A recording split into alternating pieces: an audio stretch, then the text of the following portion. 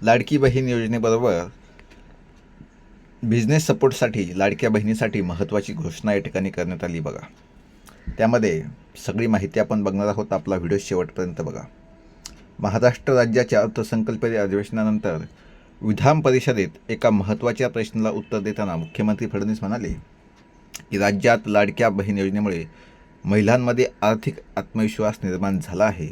अनेक महिलांनी त्यांच्या 1500 रुपयांच्या रकमेतून छोटे उद्योग सुरू केलेत.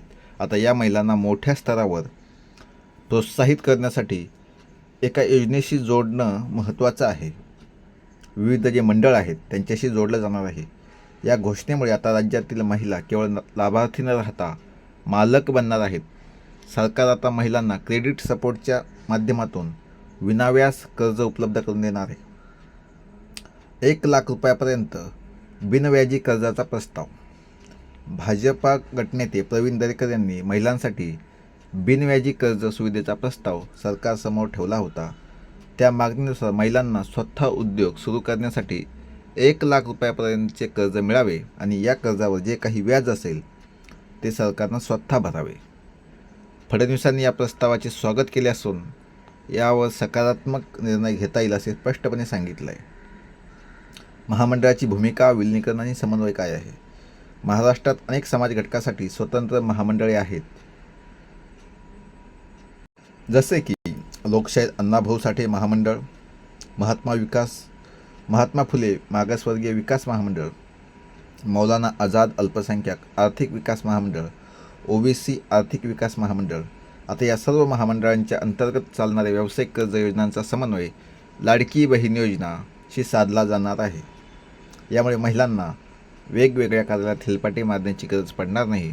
एकाच ठिकाणी त्यांना सर्व माहिती मिळेल.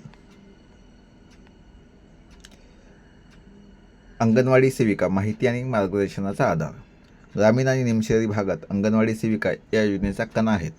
लाडकी बहीण योजनेचे फॉर्म भरण्यापासून ते पैसे खात्यात येईपर्यंत अंगणवाडी सेविकांचे कार्य मोलाचे आहे. आता या नवीन व्यावसायिक कर्ज सुविधेबद्दल सुद्धा अंगणवाडी सेविका मार्गदर्शन करणार असतील आणि करणार आहेत. कोणत्याही व्यवसायासाठी कर्ज कसे घ्यावे, कागदपत्रांची पूर्तता कशी करावी, अर्जाची स्थिती काय आहे हे समजून घेण्यासाठी महिलांना अंगणवाडी केंद्राची मोठी मदत होणार आहे. यामध्ये 5 महत्त्वाच्या व्यवसायामध्ये संधी भेटणार आहे. ते पहिलं म्हणजे शिलाई मशीन आणि फॅशन डिझाईन. यामध्ये 5 ते 10 मशीनचे युनिट लावून गारमेंट निर्मिती सुरू करणे. ब्युटी पार्लर आणि वेलनेस, गृहउद्योग, त्यानंतर किराणा आणि जनरल स्टोअर आणि डेअरी आणि पशुपालन.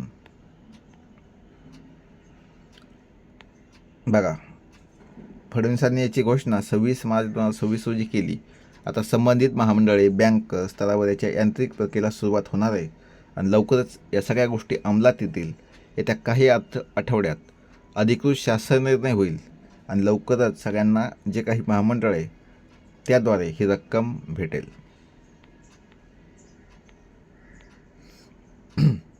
चला, काही तुमचा प्रश्न असेल तर नक्कीच कमेंट करा. जय हिंद, जय महाराष्ट्र.